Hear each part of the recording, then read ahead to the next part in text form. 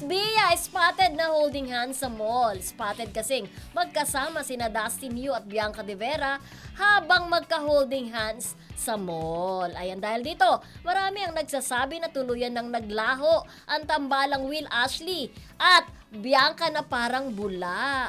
Dahil nga kasabay yan na hindi na raw tinatawag ni Mika Salamanca na bunso itong si Will Ashley. So parang tinatanggap na ng mga fanay na wala na talaga, burado na ang Wilka. At itong Dustin Yu at saka Bianca De Vera ang real life. Yep. Diba? Kasi 'di ba, kung natatandaan mo, nag-live si Dustin. Obvious na bigla siyang tinawag ni Bianca na, although may paliwanag na sila. Siyempre, i-dinay na nila, ba, nagla-live ako ka, sabi niya. Doon parang bistado na talagang magjowa. Ngayon, kung ayaw pa nilang umamin, prerogative nila yun di ba? Pero para sa mga fanay nila, happy sila na nagtatawagan sila, parang term of endearment nila, yung baba, di ba? Lalo yung nakita niyo magka-holding hands, iba na yung pagkaganyan, holding hands, magjowa na. Naka-holding hands, tapos nakaganon sa sa bewang. Correct. Ang mga Dasbia fanay naman, hindi katulad ng mga ibang fanay na talagang gustong-gustong malaman kung sila raw kontento na silang nakikitang ganun sila. Kahit sweet lang sila, kahit sweet lang sila, kontento na. ayaw nilang madaliin dahil alam naman nila sa puso nila na sila na. Pero sa diba? nakikita talaga natin, di ba? Iba na ang galawan ng dalawang ito.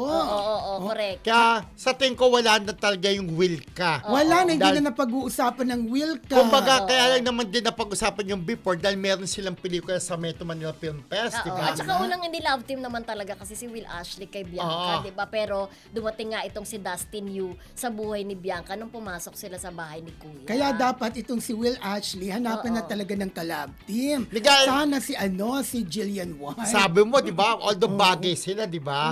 Pero yun nga, si Jillian, kaya ng friendship, si Jillian pinapartner na kay anak ni Manny Pacquiao, kay Eman Barcolasa, di ba? Ano yun, Eman? Ano yun? Bakos. Bako Sarado! Anong barko? Bako Sarado.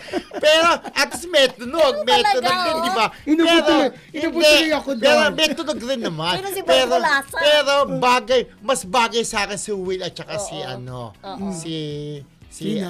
Jillian Ward. Jillian White. Oy, diba? nanonood sa atin si Beck Vasquez sa True Ka Ayan. Dyan, BFF. Dasbia, layag na, sabi niya gano'n. Lumalayag na. Si Marcelita ng UK ay nandyan na rin. Hi, pagaling ka friendship. Lagi lang daw siyang nasa bahay, sabi niya ganyan. Si Rona Tumulak ay nanonood din sa atin ng live. Hello, Rona. Si Knights pinapabati ni Vec Vasquez, sila Mami Apple ng Australia, Darren ng Canada, Mamita ng Turkey, Kids Gamer, Knights of Eraya, Selosang Dasbia, Ling, Romelen, Jen, MJ Araulia at Stephanie. Stephanie Jamila. Si Myla Ortiz, si Tapet Roque, Prince Caleb, Eva Bautista, hello. Yan.